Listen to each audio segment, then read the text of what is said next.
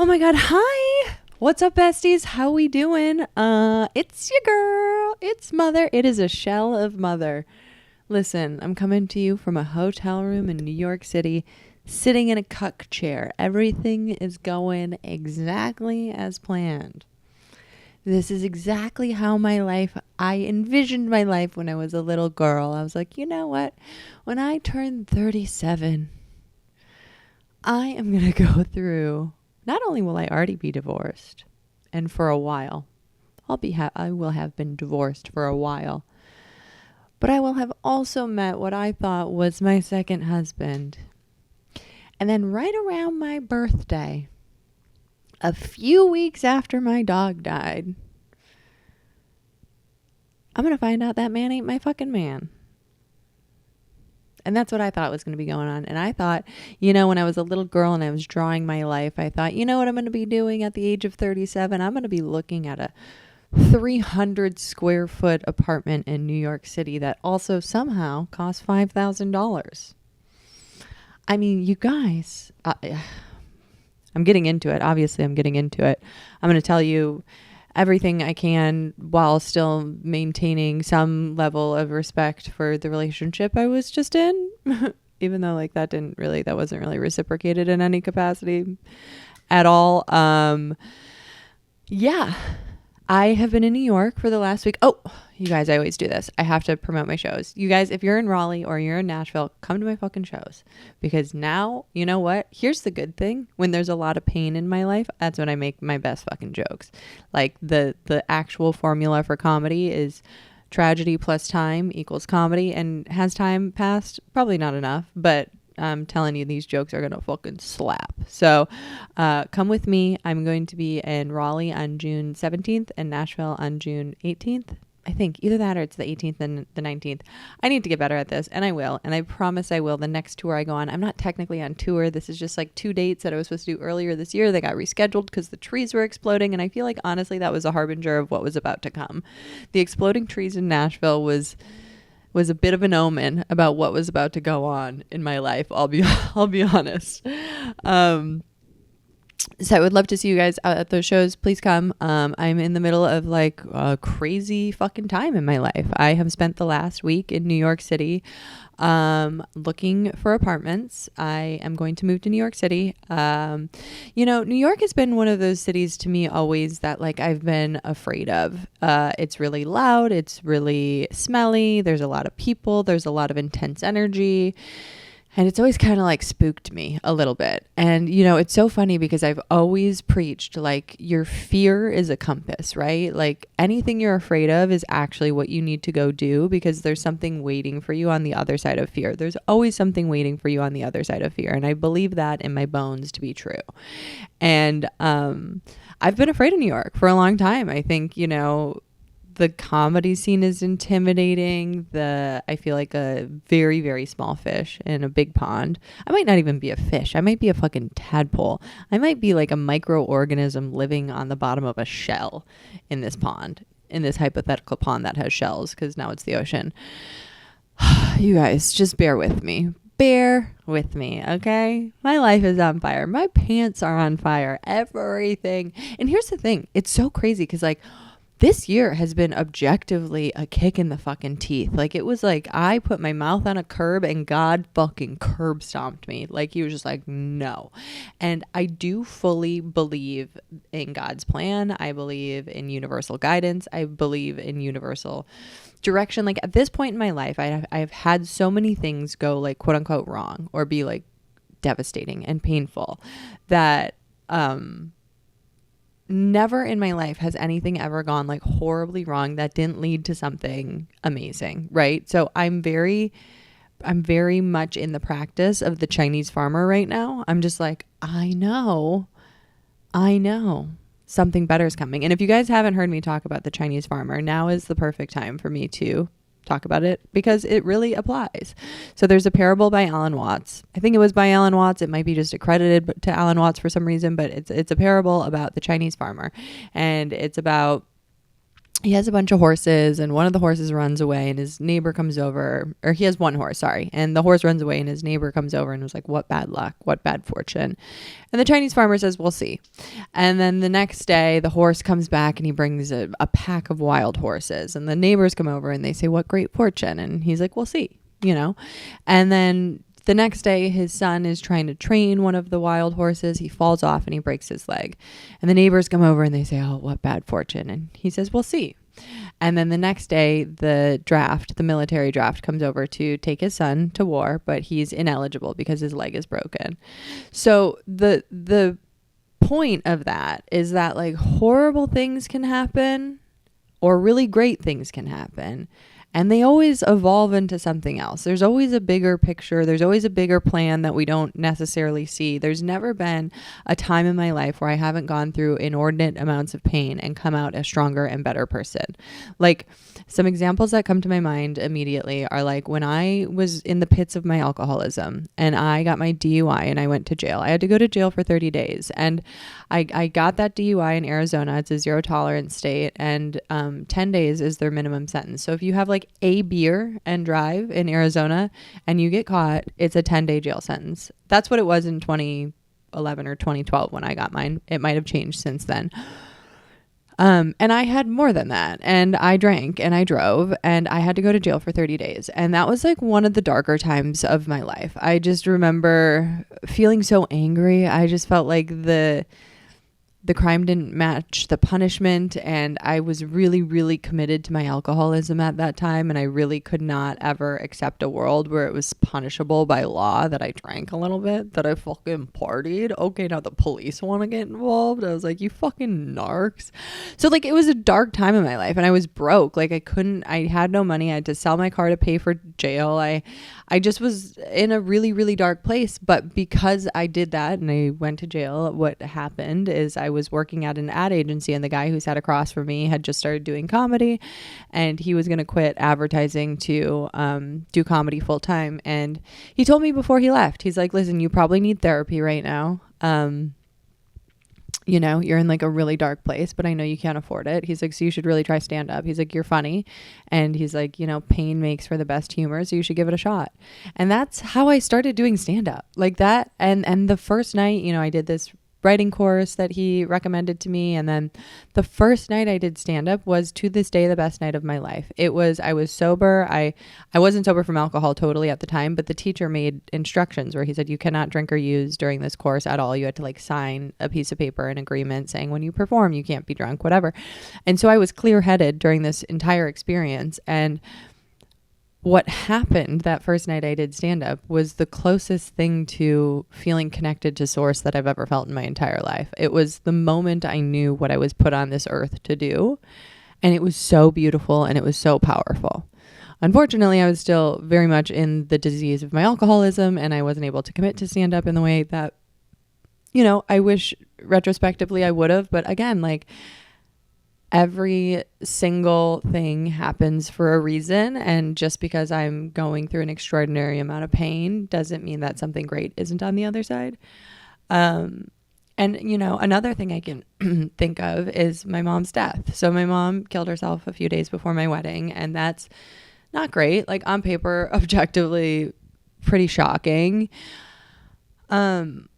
But, you know, my relationship with alcohol was so closely tied to my relationship with my mother. I drank at my mom. My mom told me from a very young age, like, you're going to be an alcoholic just like your father. You're going to ruin your life. You're going to kill yourself. You're going to da da da da da da da da da. And I was like, I'll fucking show you an alcoholic, bitch. So I drank at her, and I drank an inordinate amount. Like when I first started drinking, you guys, I would drink an entire bottle of Parrot Bay rum to myself. The friends would be getting the booze, and they're like, what do you want? And I was like, a whole bottle of rum. They're like, oh, that's great, we can share it. I'm like, it's for me. And I continued to drink that way. It's not impressive or cool. It's just how I drank. Like when I got to college, by the time I got to college, Jameson was my drink of choice. I was drinking a whole bottle of Jameson before I went out. I also Bacardi Dragonberry was in there at one point. I would drink a whole, it was never just like, oh, she's going to have 2 or 3. It was the whole bottle, like shot for shot, pull for pull. I remember one time like just chugging it like it was water, and I just finished a marathon. And I just thought to myself, like, while I was chugging it, I was like, yikes, girl. But I wasn't ready to stop. And, you know, so much of my drinking was an elaborate performance art piece at my mom, you know, to be like, look, I can drink and I can have this big, beautiful life that you weren't capable of having. So it was so much of it was drinking to spite her. And, you know, even when I got to a point in my late 20s when my mom was still alive, and I felt like, ooh, this might be killing me, you know, because I added things to the mix like Coke and Molly, and I wasn't the fun drunk I used to be. I got like nasty when I did Coke. I was really mean. I like burned some bridges with friends.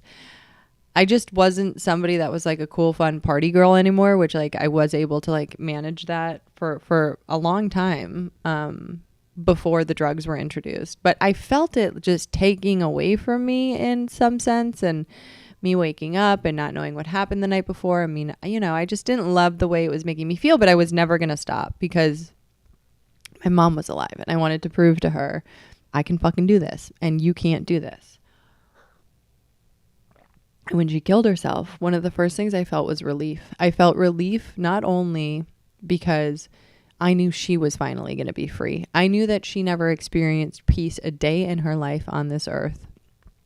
And I knew she was finally free from whatever had plagued her, which I would find out later. You know, I did a lot of work on that and I did find out what the fuck plagued her, and it was like not fucking great. But you know, I have such a profound relationship with my mom now. I love her so much now. My sobriety from alcohol is because of my mom. And you know, I go back and forth between full sobriety. I have had 6 years of full, complete abstinence from everything.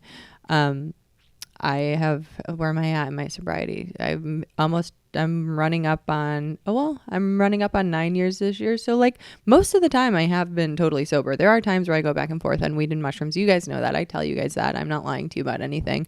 I have pretty much quit smoking weed because I'm just like, I don't need something that gives me anxiety or makes me feel anything other than what I'm feeling right now. And like one thing I will say about my relationship with my sobriety is that I tend to do mushrooms and smoke a little weed when things are going well and I feel safe and secure. And when shit hits the fan, I am always like white knuckling fucking sober. I'm not always going to meetings, but I am more involved in the program, and I am living in full sobriety when shit hits the fan, which if you can't tell right now, shit has hit the fan. I'm in a fucking cuck chair at a W in Union Square. Like, this is not where I was supposed to be. I was supposed to be in the Hamptons this weekend with my now ex-boyfriend. Like this wasn't the plan. But you know what? Make a plan and God will laugh.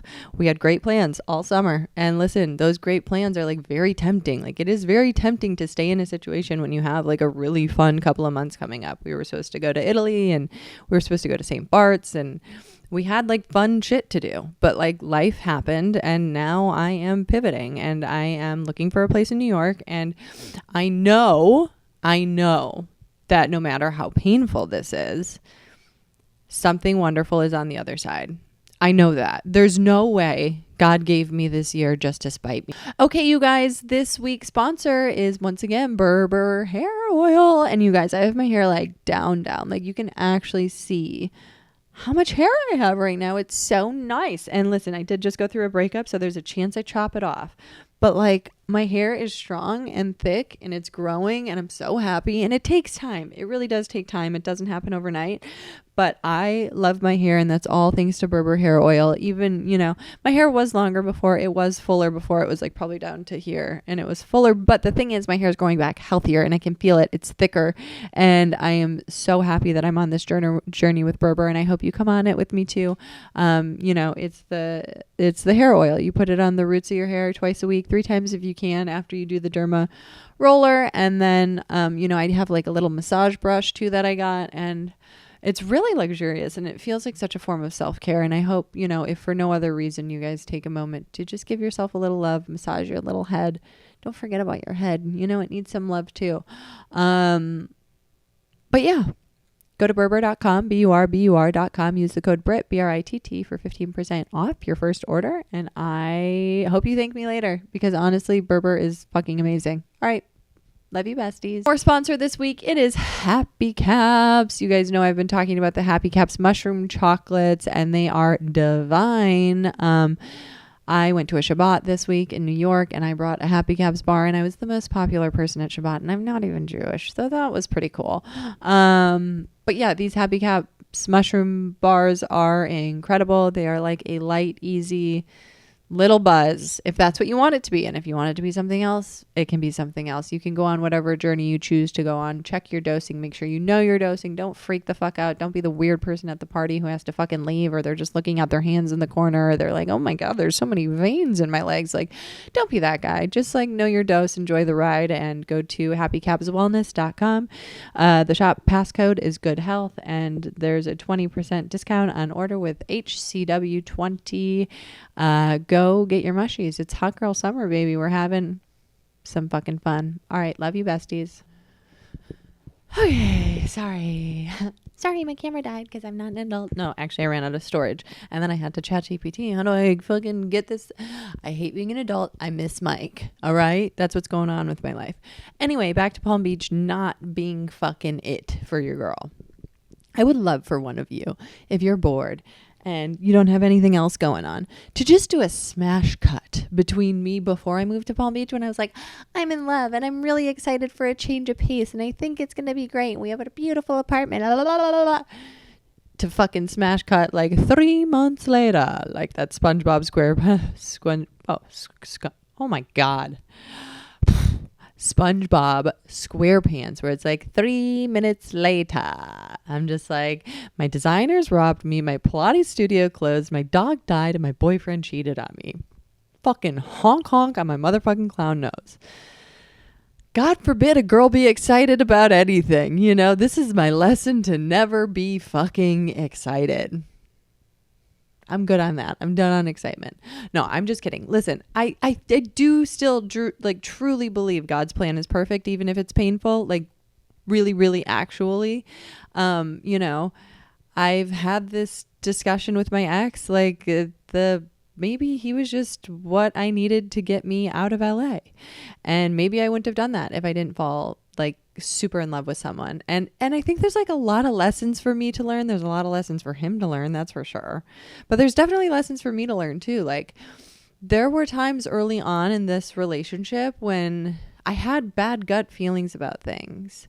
And I've talked about gut feelings before on this podcast about how if you don't follow your gut, it will explode in your face. And I think it's really challenging. And I'm going to speak from personal experience here. And maybe some of you guys will be able to relate. And maybe you guys will think I'm a fucking idiot. And either way, I don't care. I'm telling you the truth. This is like my experience with this situation is that there were things early on in the relationship where I was like, those are red flags.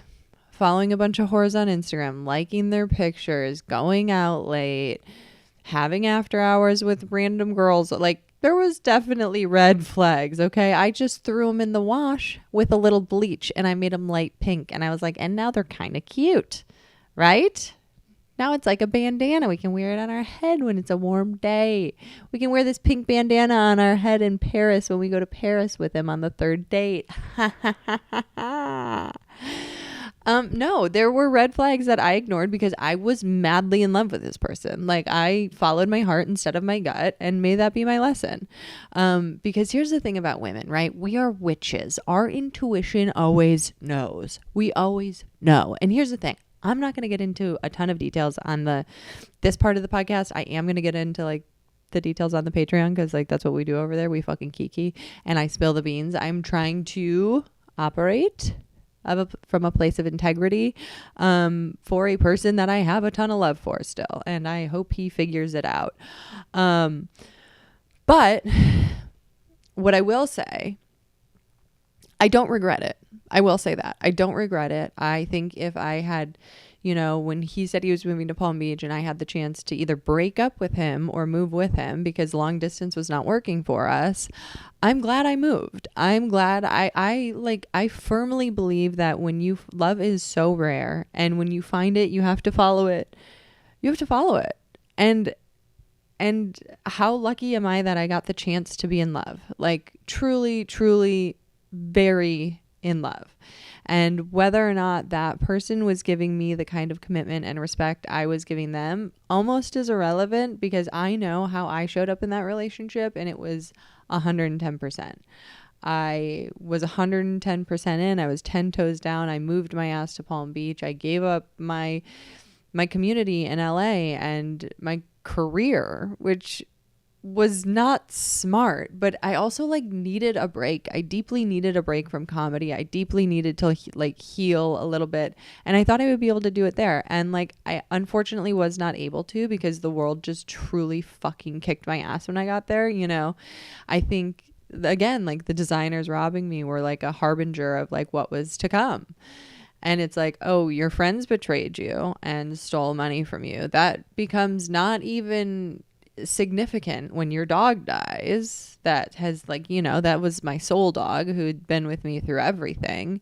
And it's so funny because a lot of you guys were like, after Biggie passed, they're like, you know, he knew you found the love of your life and that it was safe to let you go. I'm like, I think I know Biggie better than that. I think Biggie knew what the fuck was going on.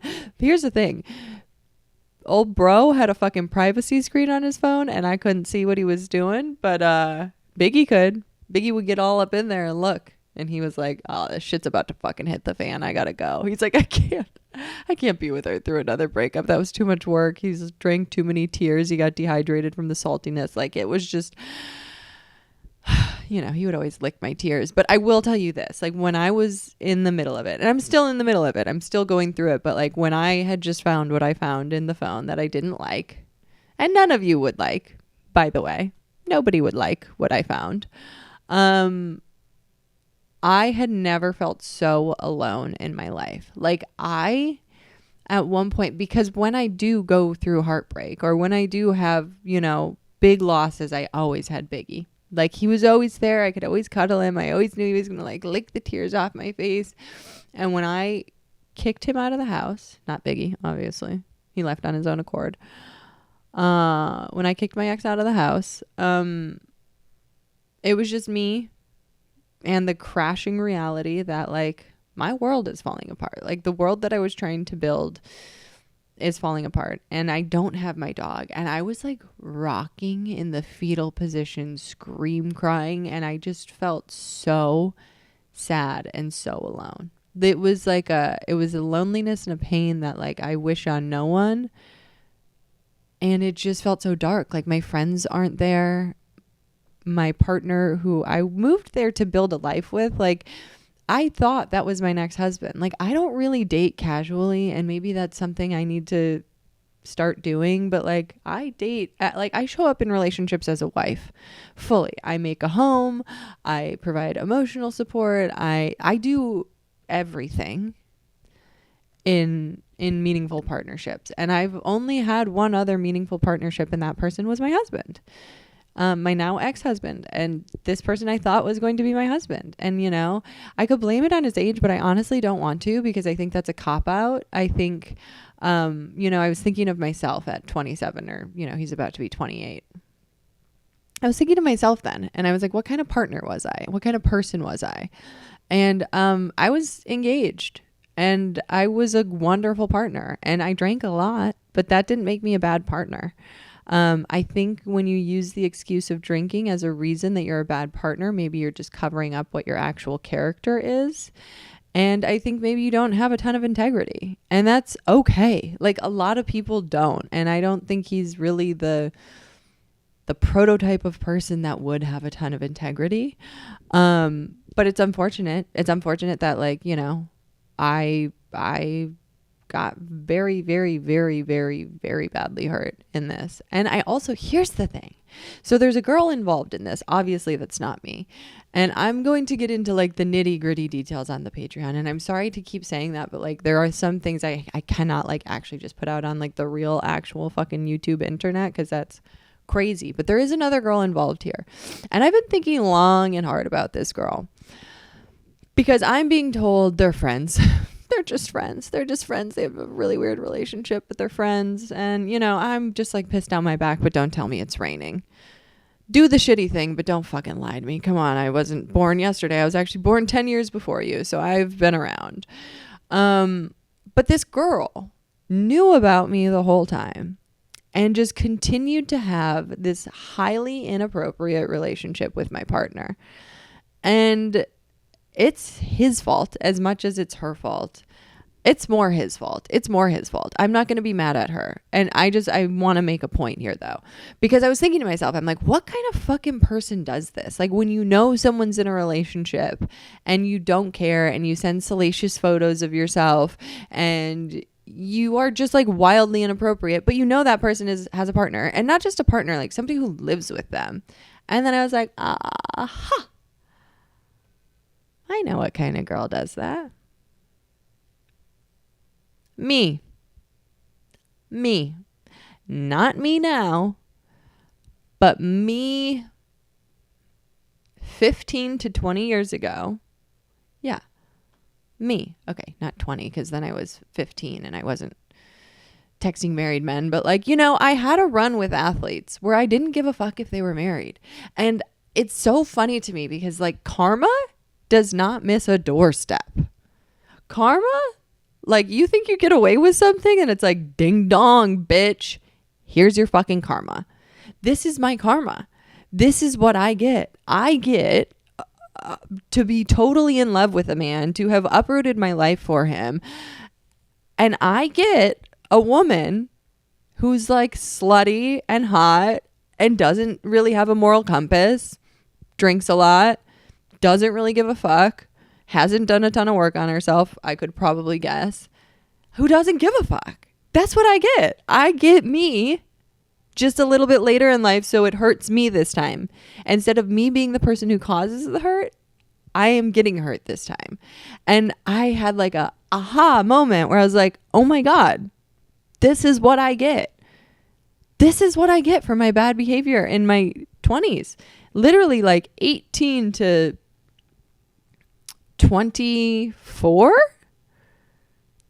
Yeah, it was 5 years of bad behavior. It was 5 years of me not giving a fuck if someone had a husband. Like if they're in the NBA, I'm like, it doesn't matter. They all cheat, whatever. Who cares? I justified it 6 ways towards the weekend, as I'm sure this person also did.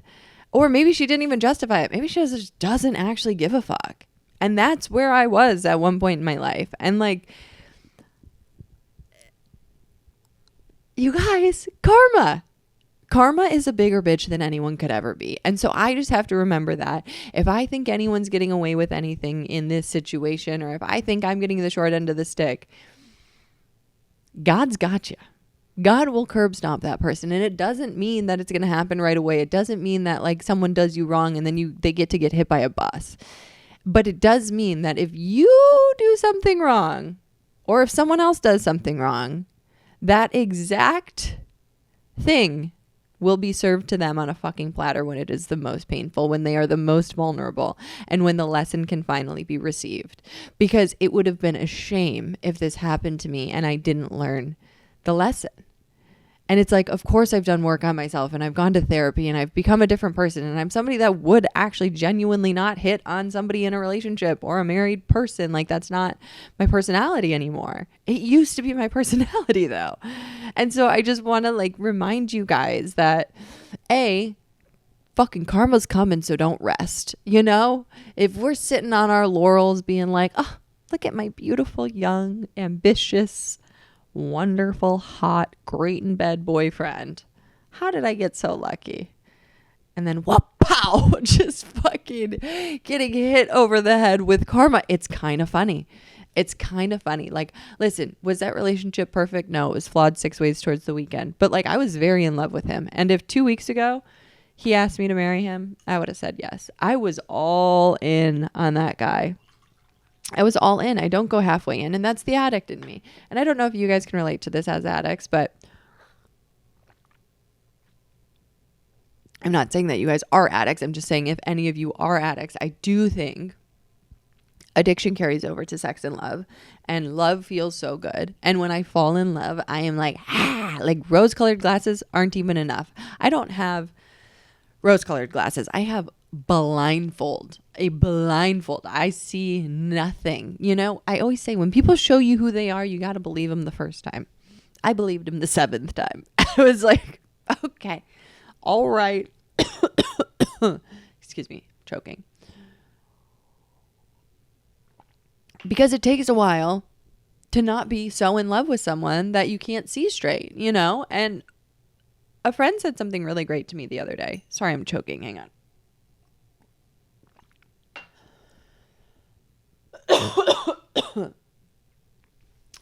So I have had friends in relationships that have this tendency to not tell anyone when something is going wrong, because that way when they repair it, if they want to repair it with the person, then all of their friends and family don't hate that person. I think that's smart. I think that's smart if you want to keep the relationship. I don't think it's smart. I think it's a way to evade accountability, right? Because you don't want the people that love you the most to know what's going on in your relationship. If you're in a relationship where you don't want the people you love the most to know what's going on, you're in the wrong relationship. Because when shit hit the fan, my ex was like, well, you told everyone now, so now they're all going to hate me. And I was like, yeah, well, like, don't act in a way where you prevent me from being able to tell the truth about you.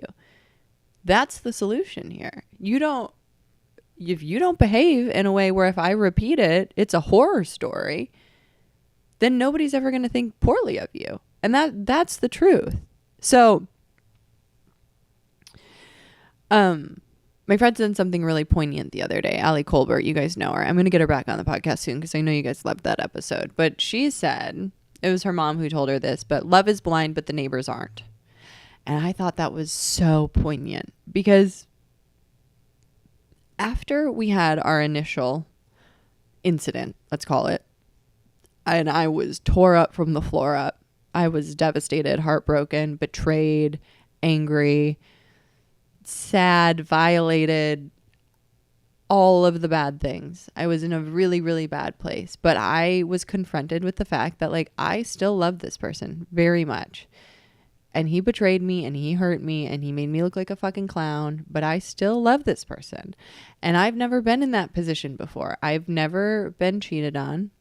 And listen, like I said, we'll get into it later. He is adamant he didn't cheat because it was never physical. That doesn't matter to me. Having a flirtatious and inappropriate relationship via text with someone our entire relationship is cheating. It makes me feel like we've been together 0 months instead of 11. So, but he was adamant. He's like, I'll block her. I won't follow her. I'll never talk to her again. You know, I'll do anything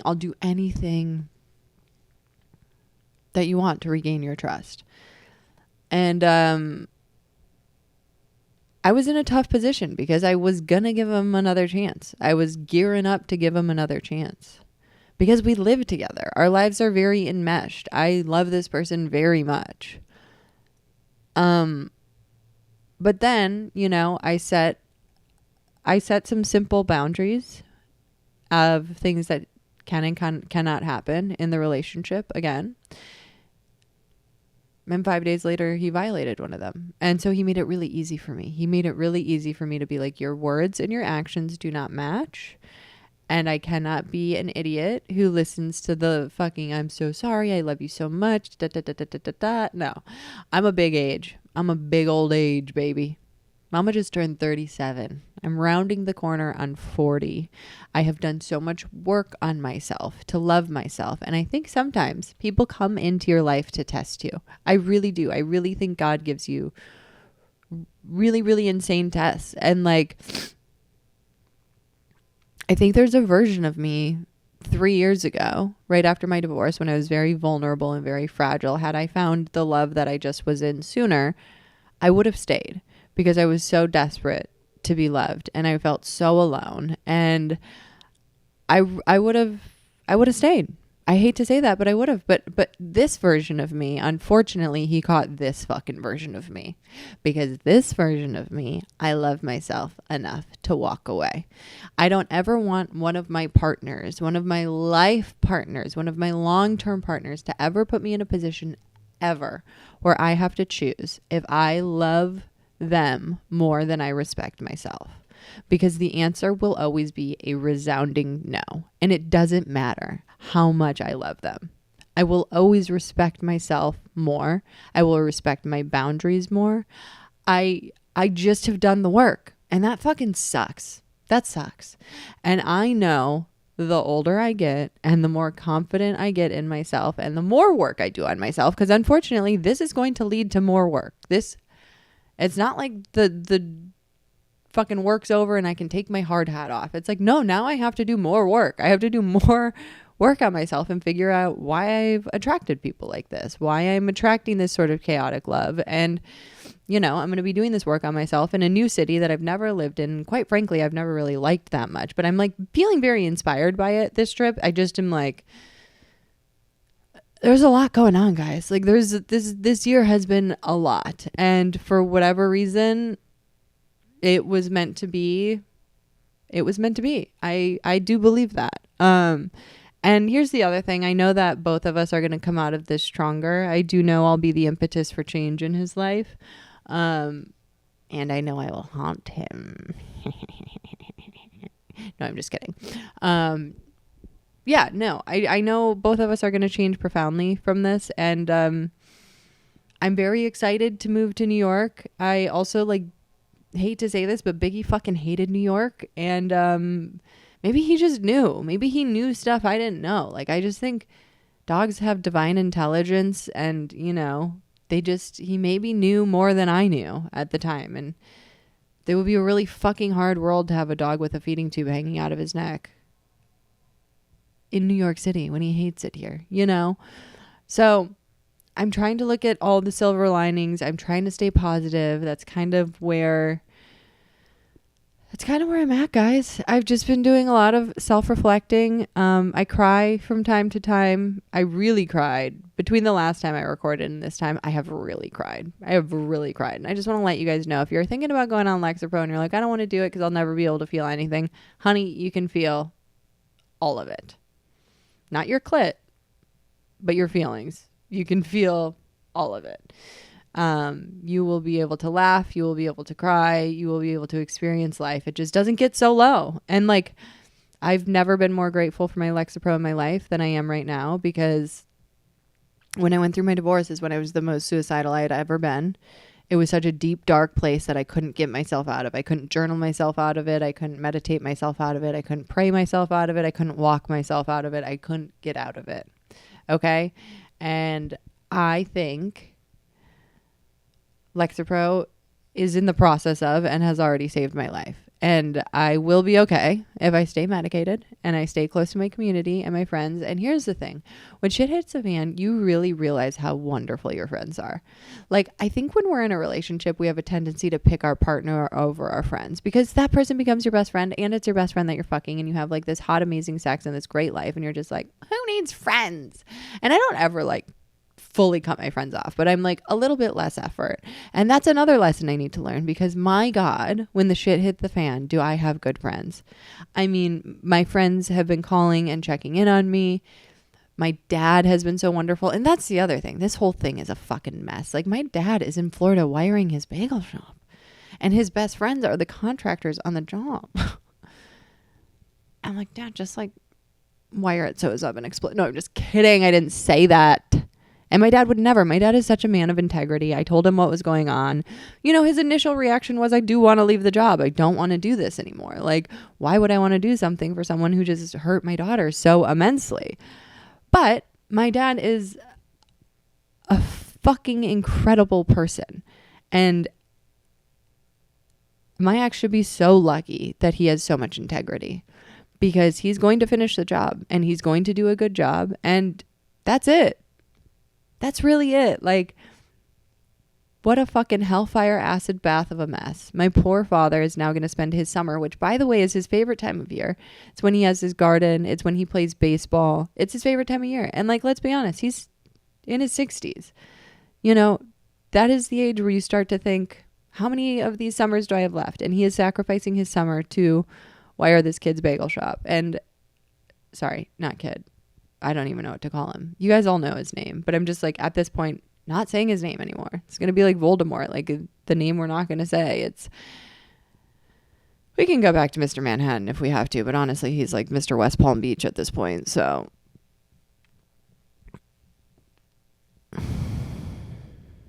Mr. Moron. No, it's a mess, but it's going to be fine. Everything's going to be fine. God's got it. God's plan is perfect, even if it's painful. Life is good. Everything's going to be a-okay. I'm going to hop into Badvice now. Like I said, there's more over on the Patreon. If you're still doing the Artist Way with me, we're going to get into that. I love you guys so much. This isn't goodbye. I don't know why I'm acting like it's goodbye. Badvice. Okay. I've been with my boyfriend for 2 years. He's 24. I'm 26, but we feel worlds apart. I have a 6-figure day job and he has a ton of dreams, but no ambition. It kills me because I know if he applied himself, he could be great at anything, but it doesn't seem like my words are lighting a fire under his ass. What do I do? And at what age does potential stop being attractive? Oh, don't I know this?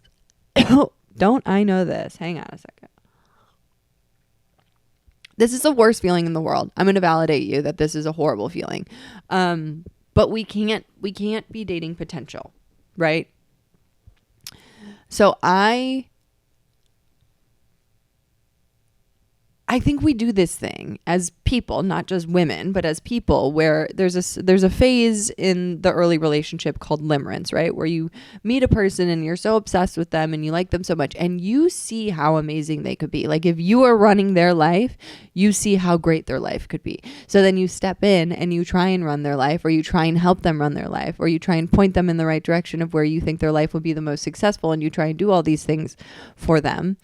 And they often will not take the bait, right? Because it's like you can lead a horse to water, but you can't make it drink.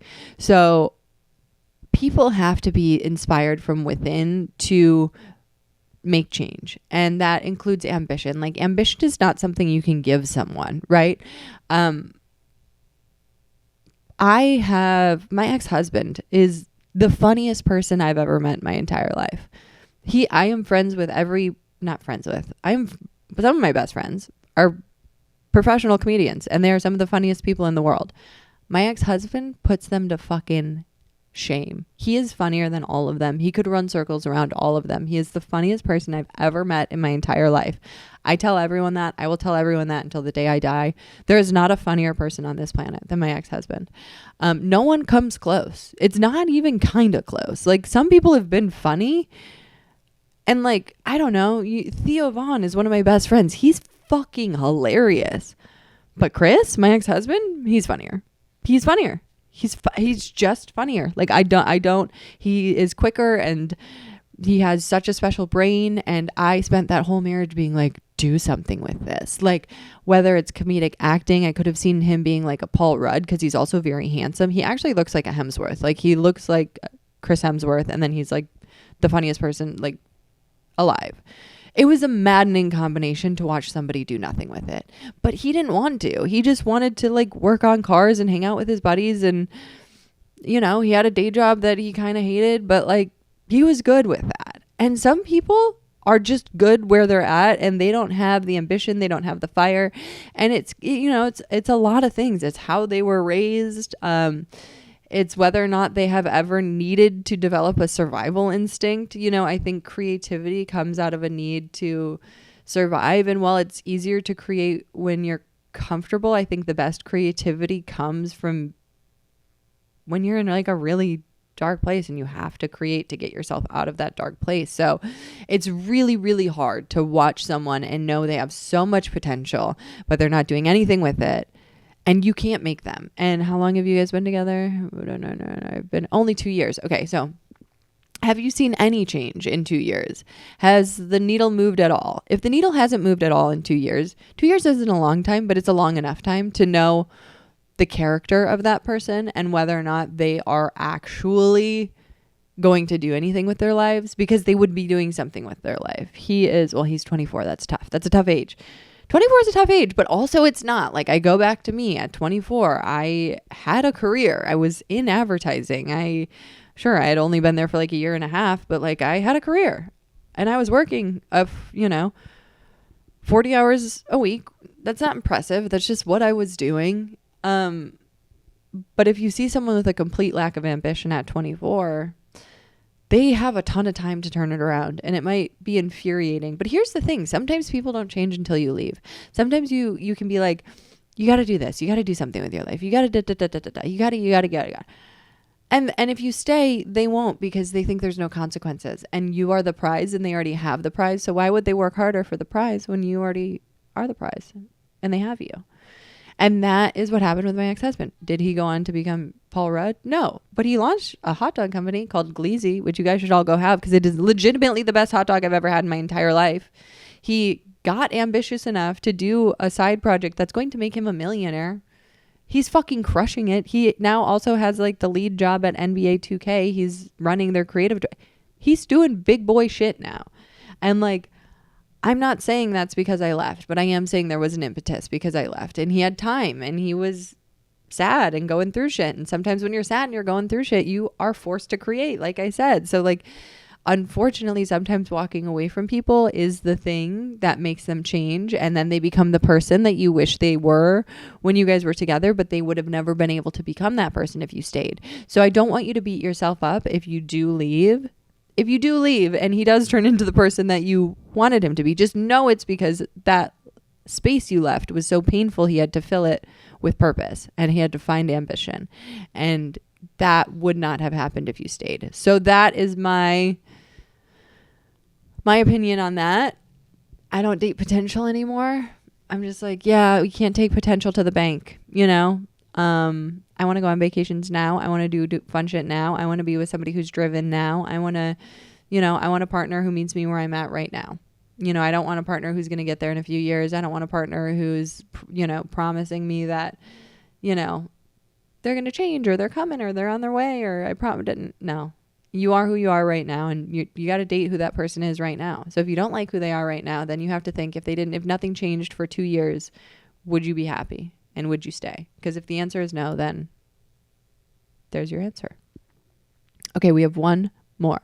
Oh, I wrote this down too. Like potential. It's funny. Potential is funny, right? Like I could be a fucking astronaut if I wanted to. Actually, I don't know if I can. I might be too old. But like I would have to really want to be an astronaut.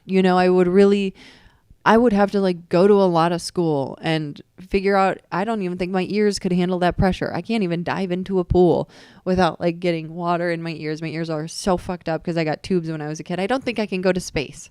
But I guess like what I'm saying hypothetically is if I really wanted to become an astronaut, I could become an astronaut. But if you want to date an astronaut right now, you can't date me. You got to date somebody who's an actual astronaut, because like it's going to take a lot of work and it's going to take a lot of time, and like things could go wrong on the journey of trying to get to of my journey of me trying to become an astronaut. Like my fucking head could explode because my ears are all fucked up inside because I had like 10 rounds of tubes when I was a kid. So it's like, yeah, do you want to hold their hand through that journey while they become the person that you wish they were right now? I don't know. So I don't know if your man's going to become an astronaut. Sounds like probably not. Probably fucking not. Okay. One more. Okay. I have been with my man for 4 years and never went through his phone. Oh boy. But the other day I was sitting out and I had a feeling I should look. He was DMing girls flirty shit. I think they're girls he used to hook up with, most of them. Do you think it's emotional cheating? Is emotional cheating worse than physical cheating? Do I stay or do I go? SOS. All right. So I think if your boyfriend is sending flirty messages to girl, that's an absolutely fucking not. Under who, like, in what world? In what world do men think this is okay? In what fucking world? Also, if you ever have a gut feeling to go through someone's phone, go through it. Go fucking through it. That gut feeling is God. But here's what I will say about Instagram. It's so fucking embarrassing, right? Nobody wants a man whose little heart is floating above other girls' pictures. That is so cringe. It's so gross. Because you know what they're saying? Hey, I'm here. Remember? I'm here. Like, I don't know. You didn't really give me enough to say if it's emotional cheating. Like, I don't know what flirty is. I don't know, but all I know for sure is when there's smoke, there's fire. And I think emotional cheating or inappropriate texting is the same, if not worse than physical cheating. do you stay or do you go? You have to DM me, girl. I need more information. I just think that if you ever had a feeling you should go through someone's phone and then you went through it and you found something you didn't like, you should go. I think you should go. I think you should fucking go, because that person is showing you their integrity. They're showing you their character. They're showing you their commitment to the relationship, and they can tell you upside down and sideways how much they love you and how you're the only person that matters and how you're their whole wide world. But the actions are different. The actions are different. So I think if he's flirting with someone in the DMs, like, fuck that noise to hell. Fuck that noise all the way to hell. Again, you're going to have to DM me and give me more information, but that's my 2 cents. Okay, you guys, we're going to do word of the week. Word of the week. I brought my book to New York. Aren't you so proud of me? Oh, perjure. That's a good one for this week. Perjure. Perjure. Perjure. It's a verb. It means to lie or give false and misleading testimony. To perjure oneself is to commit the crime of testifying to something one knows is untrue. Perjure. Some perjure was happening in my house this weekend when my ex-boyfriend, was on trial. Perjure. All right. If I lose you here, you guys, I love you so much. Do me a big favor. Please go to my Spotify or Apple and give me 5 stars. If you like the podcast, that would really help me. It would mean so much if you did that to me. And if you haven't subscribed to my YouTube already, please do that. I know we're like dangerously close to 50,000 subscribers, and that would be very exciting if we got to 50,000 subscribers. So go give mama some love. I promise we're turning a fucking corner, you guys. We are turning a fucking corner. I can feel it. Go give mama some love, and I will see you all next week. Love you, besties. Bye-bye. Okay, Artist Ways, honey bunnies, how are we doing? How was this week? I know it was it was a hard week. If you guys did it right, it was a hard week. I have to be so honest. I could not do the no reading, and it's not because I wanted to read. It's because my life was falling the fuck apart and I needed to look for apartments, and it was a matter of life and death for me. So what I'm going to do this week is the no reading challenge, because I'm going to be in a position where I will be able to do that. No reading, no media, whatever. I really didn't take in a lot of media. I didn't watch TV or movies or anything like that, but I wasn't able to not read because I was like reading apartment listings all day, every day. That's like what I've been up to. Okay, so this week is week 5. It is recovering a sense of possibility. Very exciting. I want to know who's doing this with me, please. If you're doing this with me, can you please DM me? And I promise I will DM you back. DM me on Talkin Schmitt though, because my other page is a fucking hellfire acid bath of just guys being like, you want to see my dick? What do you think about micro penises? Can I buy a picture of your feet? Like that's those DMs. So if you could just DM me on Talkin Schmitt, I promise I will DM you back. I just want to know how many of us are doing this together and if we're like actually doing it. Okay. Recovering a sense of possibility. One of the chief barriers to accepting God's generosity is our limited notion of what we are in fact able to accomplish. We may tune into the voice of the Creator within, hear a message, and then discount it as crazy or impossible. So I want, when ideas come to you, and this is why the no reading week is so important, because we don't actually give our brains time for ideas to come to us. But when they do come to you, just pay attention to them, write them down, journal about them in your morning pages, whatever they are. Just keep paying attention to what the universe is trying to tell you. I also want to hear about your artist dates. How have those been going? How your morning pages are going, all of that stuff. Morning pages are like truly transformational and have changed my life. So, I hope we're all doing them. Remembering that God is my source, we are in the spiritual position to have an unlimited bank account. We unconsciously set a limit on how much God can give us and help us. So we think to ourselves, I can't have that. I can't have that penthouse at the top of Manhattan. My creativity is never going to make me millions of dollars. Sure, it makes them millions of dollars, but for whatever reason, it can't make me. We got to get rid of those thoughts, you guys. We got to just think we can have whatever the fuck we want. Whatever we dream of, we can actually have. We just can't have limiting beliefs. And I know that's hard to not have limiting beliefs when there are realities like money and, you know, all sorts of different realities that, you know, you have a kid running around the house. How am I going to become the next Michelangelo? Like, I get it. I understand, but just do yourself a favor and believe that you can. Even if it's just for a week, just believe that you can, you know, and this isn't to say it's like I pray and then presto, you know, like I pray and then all of a sudden I'm, you know, making millions of dollars off of my creativity, or my movie gets picked up, or my book gets published, or, you know, any of this stuff. But, we have to believe that we're allowed to catch the bus, right? We have to know in our hearts that what everyone else can have, we can have, and more. Anything we dream of can be ours if we just believe that, okay? So we have to cooperate with God's plan to manifest goodness in our lives. We can begin to let go of having to sabotage ourselves. So in other words, pray to catch the bus and then run as fast as you can. Run as fast as you can. You have to do the work. You have to do these morning pages. You have to take yourself on artist dates. You have to like open up your channels of creativity. You have to allow God into the equation. And then when things start to happen and it's synchronicity, don't scoff at it. Just know that's the universe conspiring in your favor. And I promise you, it's going to start to feel a lot easier, and feel like it's a lot more in the flow. And it's just going to start to feel better. So God has lots of money. He has lots of movie ideas. He has novel ideas, poems, songs, paintings, acting jobs. God has a supply of love, friends, houses that are all available to us. So sky is the limit. Whatever you want, open yourself up to God. And it might not come the way that you think it's going to come. You know, you might want to be a New York Times bestselling author, and maybe you write the book and the book isn't such a big success, but you know, a producer gets their hands on it and then it turns into a TV show. And then all of a sudden you're winning an Emmy for the writing and you know, like, and that's a pie in the, that's not a pie in the sky. That could fucking happen. Like anything could happen. So you just have to be open to the miracles that God's trying to give you. Okay. I want to sound a cautionary note here for all artists who put their creative lives solely into human hands. This can block your good. I have had very well-meaning managers who want me to understand their worth by telling me what I should and shouldn't do. And the only time I've ever had success in this career is when I've done what they told me not to do. My first special, my manager told me not to shoot. He said, wait until Comedy Central or Netflix or someone picks it up. I would still be waiting. I would be waiting for the rest of my life.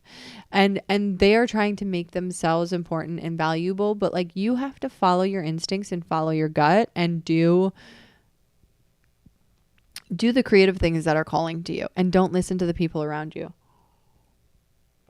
People around you will also try and give you their fears, especially family members or people that wish they were doing what you were doing. They're going to try and give you their fears. You can't take them on. So I've said before that creativity is a spiritual issue. Any progress is made by leaps of faith, some small and some large. What payoff are you getting for remaining stuck at this point in your expansion? God as my source is a simple but completely effective plan for living. God will provide. At night before we fall asleep, we can list areas in which we need guidance. In the morning, writing on the same topics, we find ourselves seeing previously unseen avenues of approach. The shift to spiritual dependency is a gradual one. We have been making a shift slowly and surely. We see that our moods, views, and insights are transitory. Dependence on the Creator within is really freedom from all other dependencies. Freed from our terrible fears of abandonment, we are able to live with more spontaneity. Time and time again, I have seen a recovering creative do the footwork of becoming internally clear and focused about dreams and delights, take a few outward steps in the direction of the dream, only to have the universe fling open an unexpected door.